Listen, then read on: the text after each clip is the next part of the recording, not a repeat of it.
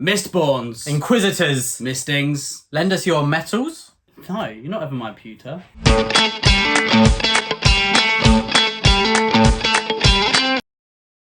And a huge thank you to all of our Patreons. Thank you to the Pit Fighters, the First Swords, and all of the Bright Stars. Truth and Courage. Hello and welcome to the channel today. I'm Will, this is my brother Ed, and we're doing a first for the channel.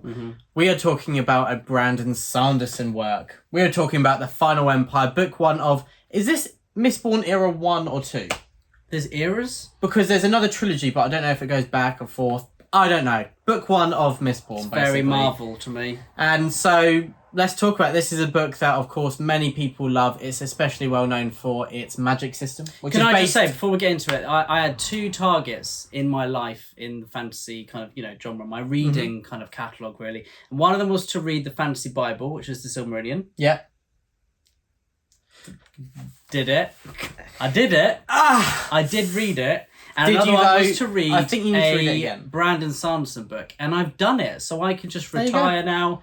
This is the last video you'll see from us. Because Ed hasn't done any of this for pleasure. Exactly. It's just so he can tick the boxes. I'm getting my fantasy card in the post. Oh, yeah. It will go on a lanyard, and that's all I wear.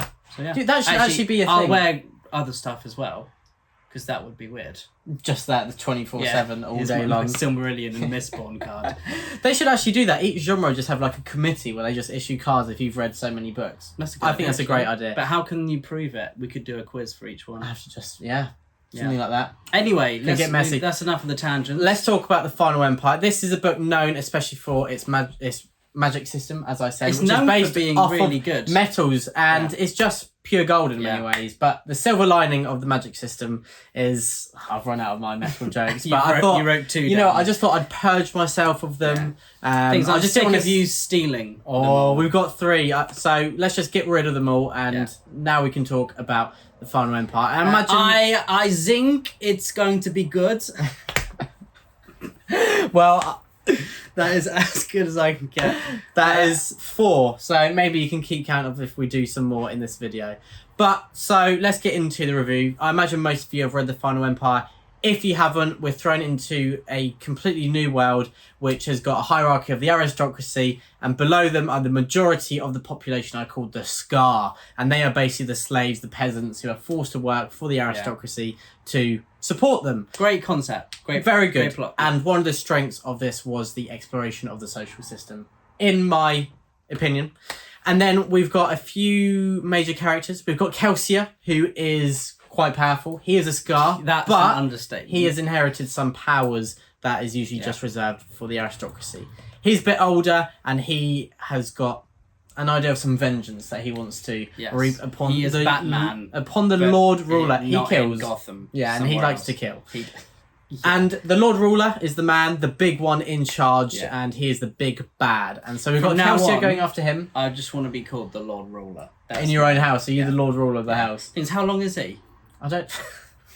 He must be 30 centimetres, because... He's called the Lord Ruler, not the probably long a metre ruler. stick then, isn't Not he? the long ruler, No, the but Lord Ruler. But the Lord of the Rulers is a metre stick. Oh.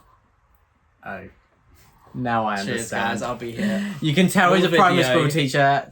You got Because great... my sense of humour is for 6 Although it did go over my head, so I think that's an insult to me. Yeah. I haven't even got a 6-year-old's humour. I'm trying to find another metal. And then the main character who's probably the most well-known from Mistborn is Vin. So she's much younger, but she has also inherited some powers. And so they're the main ones we follow. With Vin, she basically has no trust for anybody. She's a street urchin, Will. Why would she trust anyone? I agree, but I'll talk about how that is explored throughout projecting. this. I think the first half of the book, Kelsier was the stronger character. I enjoyed kind of his mystery, and I really liked his character initially. But the longer we went on, I think he became very predictable. 4 minutes in, we've already had a butt. I'm sorry, yeah. This is a review where we may upset some people because we do have some big quips about The Final Empire. And actually quite different. There's parts that you enjoyed that I didn't, and there's parts that you didn't enjoy that I enjoyed. So it's a nice mix. Anyway, so basically, Kelsier and Vin, they want to try and overthrow this Lord Ruler. This is a story we've seen, heard, watched a thousand times. It's that whole premise. It's a very tropey book. It's written in 2006. It was published, I believe, and it does show it, But I don't consider trope to be a naughty or a dirty word. It's not. I like to use the word trope, actually, but I like well-written tropes, effective and efficient tropes. And this didn't feel like it, unfortunately. It did feel a bit kind of squashed in at times. So Vin, she has no trust. She's accepted into this kind of crime group who are all professionals. The greatest minds in all of the world. I mentioned this in one of my other videos. There was a moment where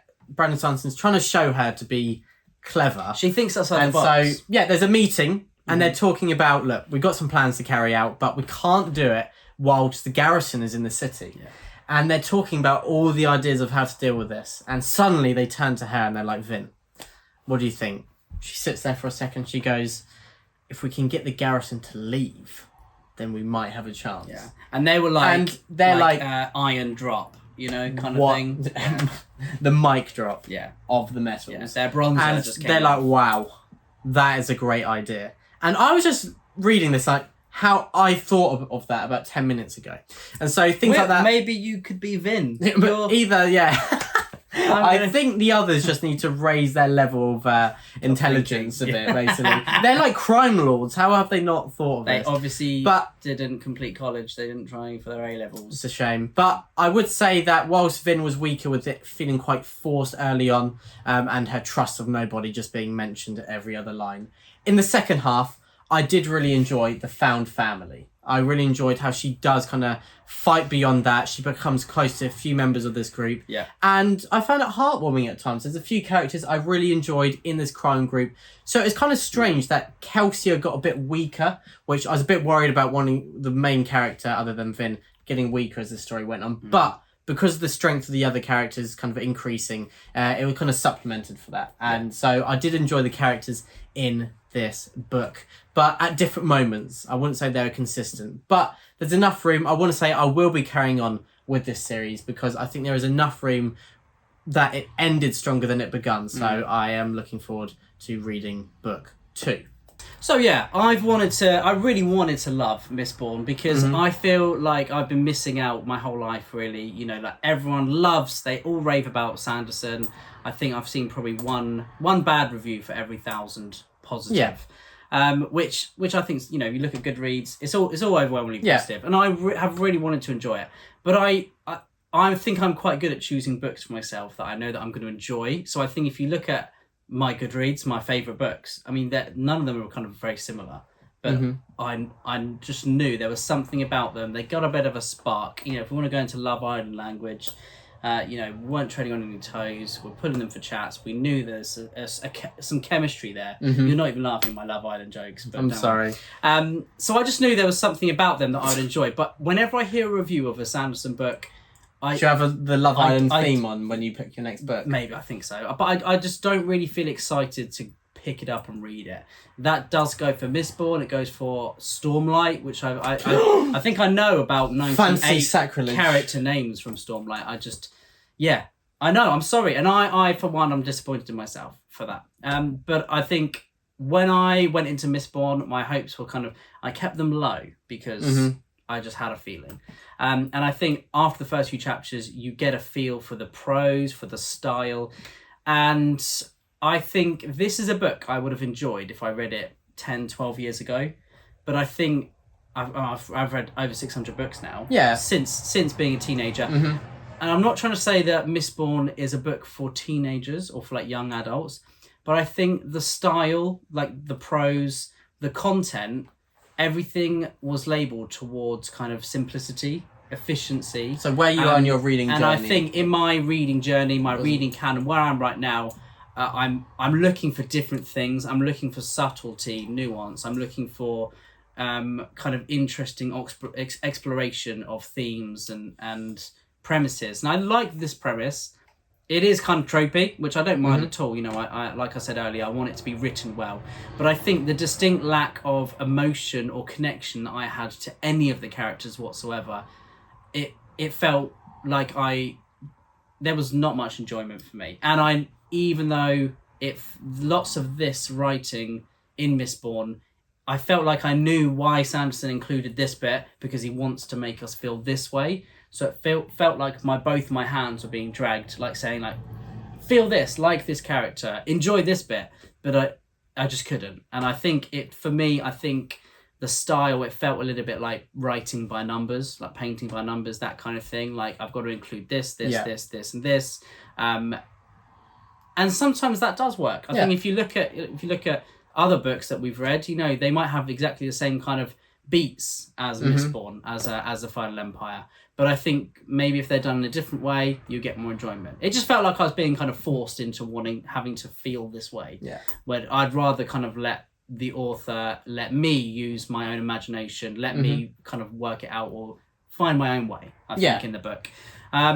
There were some cool parts. There are some, you know, I really enjoy the magic system. I'm not someone who loves magic systems. I kind of don't really care about them. Yeah, so that automatically means it's not a book. I prefer things more grounded in reality, whereas obviously the magic system here is kind of cool at first, but I'm someone I'm like, all right, I'm over it now. You know, 2 chapters in, like, let's get on to she knows how to use the magic, that kind of thing. Which I think we're rarer fantasy readers there. Yeah, so I think we are definitely outliers there. And I do feel like an outlier. I won't continue the series. I think I'll probably try Stormlight, because that is, I think everyone prefers Stormlight, and they say if Mistborn feels a bit YA, then you hopefully will enjoy Stormlight. Maybe try one of his standalones that came out last year, because they're meant to be a bit faster paced, a bit simpler. Obviously, it's in one book. I don't know. Yeah, they just don't excite me either. Although one was related to Princess Bride. I'm not Surely that I know, but intrigues you. I'm not gonna rush it. I'm not gonna not rush it. So I think maybe we will see. But for me, it didn't hit the heights that I was hoping for. It didn't hit the heights that I expected either. And I'm sad about that. I'm really sad. But I'm going to get a bit more positive here. That's good. For me, the ending really landed well with me. I really like that. It does subvert your expectations. Obviously, I can't say because there's no spoilers, this review. But it ends in a way that really just defied everything I imagined was going to happen. But it also makes me very intrigued in book 2. So whilst I may have come across quite negative in this review, because it ends so strongly, much stronger than the rest of the book in my opinion, I'm keen for number 2 and I will definitely be diving into it. I think that's the Well of Ascension. And so I really liked that at the end. And I think it shows that whilst Brandon Sanderson seemed to be shoving a lot of tropes in earlier, he didn't seem to take many risks with that. I think at the end he was quite bold and showed he is willing to do something different, which I really appreciated. Yeah. Nice. Well, that's our review of Mistborn, I think. I don't know if you have any more thoughts. I think I've about wrapped it up for me. I think the last thing I'll say is that, as he said, it's like simple prose and that kind of thing. I don't mind. I was going to say, does not bother me at all. Yeah. I went in knowing this, different authors, different styles, as long as they make it work for their writing. Horses for courses. It's fine. And it was stripped back, and I think in the action sequences, that prose worked really well. It made it feel quite fast paced, and because of the magic system had been so well mapped out, it really made it feel kind of organic in those action sequences, which I really enjoyed, and I'm looking forward to seeing that magic system explored more. Yeah. I'd say that because of the simple prose earlier on, I said some of the character development and moments didn't really hit home with me, and I think that kind of simpler writing style made it feel a bit more heavy-handed. It's a bit too blunt. Exactly. So a bit more heavy-handed, which makes me think that maybe book 1s of his series would be a bit weaker because he's got that early character development and crafting going on, where at the end, the characters felt a bit more natural because he didn't really have to hit home what they're about. And so I have much stronger hopes for book 2, and hopefully, fingers crossed, that will hit home. But Ed, what would you give it out of 10? Ooh. I don't think I should say. Can I guess what you would give? You can guess. I think you'd give it maybe a 5.5. Sure. Maybe a 6. That's fine. What would you give it out of 10? I'd give it a 7 out of 10. Cool. Good for you. Nice. Yes.